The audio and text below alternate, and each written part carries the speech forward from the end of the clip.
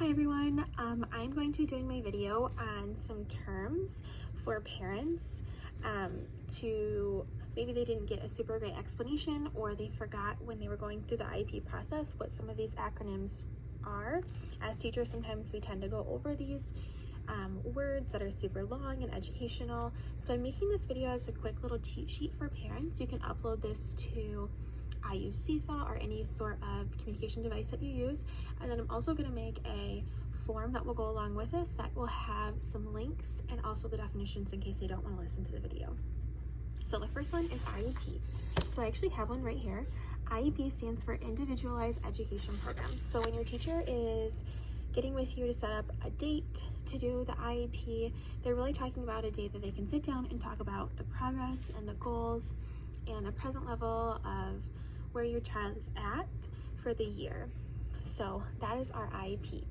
The second one is an acronym we may say ECSE. So really, that is Early Childhood Special Education. That is what our program is. Our program is from 2.5 to 5-year-olds, and it is a specialized preschool for your child to get the services, all the services that they need in one. The second one is, or the third one I should say, is during the IEP process, your teacher or whoever is conducting the IEP may talk about a team. And you may be really wondering, what is that team? I don't really quite understand who is a part of the team. So the team is really everyone who works together. So this is team, everyone who works together to help your child, whether it's providing services, they're evaluating your child, or they're setting goals for your kiddo to work on the next year, but you are also an important, crucial member of that team. So in your IEP, all these people right here will have names. This is just an example. So if you have your IEP out and you're just wondering and going through this with me, it'll be right here. So you'll probably have if you're in my class, you will have me as a special education provider. You may have a speech therapist, you may have a social worker on there, you may have PT, physical therapist, or OT, which is an occupational therapist. You may have the child psychologist on there. And then your name is always on there. You know, people who are part of the team are going to come and go as your child gets older, if your child keeps an IEP, but you will always be a crucial member. So please make sure that your voice is being heard. So with that, I have the procedural safeguards. So procedural safeguards, it will look like this.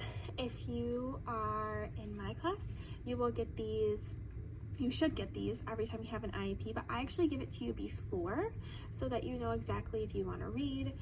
There's a lot of really great information in here. You can read about your rights and your responsibilities, or if you're upset with something during the IEP, all of your information is going to be here.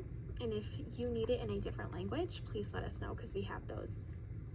But this explains your rights as a caregiver in regards to the IEP and your child's education. So just like we said, you're a crucial member of this team. So please make sure you know your rights so that you're advocating best for your child. The next thing that your teacher may be saying to you is, this is the initial, or this is the annual, or this is a reevaluation or transition IEP, and you're thinking, oh my god, I have no idea what that means. And it is really hard to try and understand what in the world those mean. So for your initial IEP, that's going to be when your child is transitioning into ECSE for my classroom. They would be transitioning into the classroom. So the goals and the services are going to be provided in the classroom.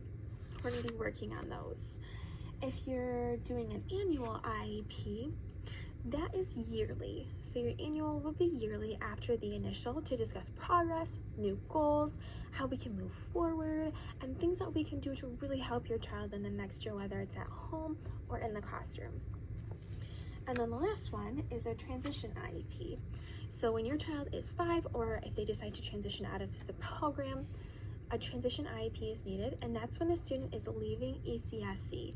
We will meet as a team, of course you will be a part of it because, like I said, you're an important part of this team.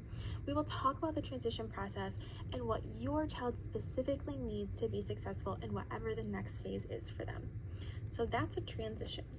On your IEP, it'll be checked which one you are doing, and your teacher should let you know if this is an initial, an annual, or a transition IEP. That way you are prepared.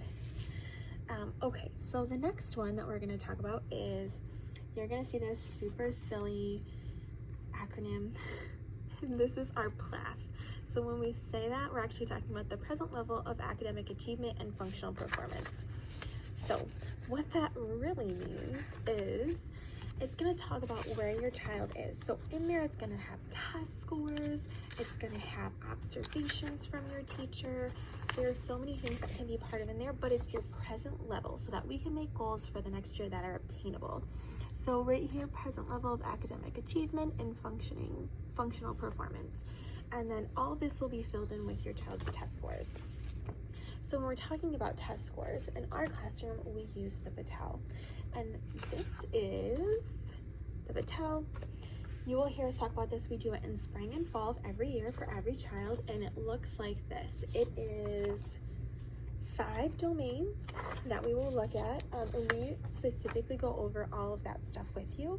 So if you have questions about what in the world this Battelle is and how you can work with your child and how you can integrate those into the home, please do that. But I always send this home to you guys. You guys are so great about getting back to me. But this is the Battelle for the parents. Okay, so I have just a couple more. The contingency learning plan is going to have a super weird little thing, and that is for COVID. So a contingency learning plan just states that your child will get services no matter if we are at home or we're in school. They're going to get the same services that they always get. And then the very last one is over here, FAPE. So when you hear that, that just means that this whole IEP is put together and it's free and appropriate education. So we provide the best education that we possibly can get that's appropriate for your child, is free, and we are doing our best as a team, including you, to really try and give this IEP and your child the best chance that it has for the next year. If you have any questions, please make sure you look at my checklist. It's a quick cheat sheet. It also has some really great resources.